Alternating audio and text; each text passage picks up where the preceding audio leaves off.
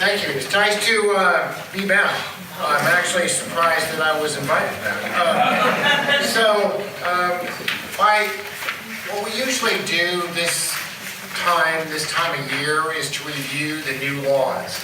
And this isn't, I don't give the type of description, and I think you've become accustomed for those repeat customers that have come back here, in terms of code sections and things like this. This is a hands-on working class, so to speak, so you know how to apply the laws. There's a whole array of them.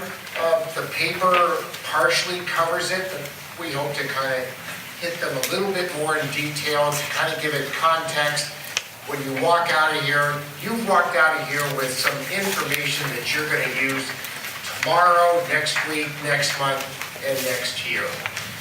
There are going to be subject matters that are of great interest to you. There are some subject matters that you may just want to store and perhaps look at it at some later point in time.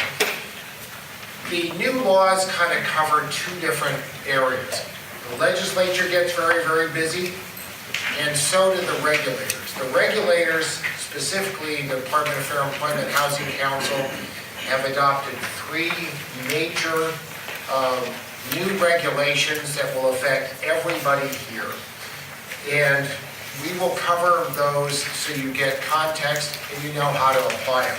Because I guarantee you, there isn't one rental agreement, there isn't one 3-day notice, there isn't a 5-day summons that won't need to be changed as a result of what you're going to be learning tonight. So I'm assuming that everybody has rental agreements, written rental agreements. There have been landlords when I've legally counseled them, and they're talking, I don't have a written rental agreement. It was just a handshake deal.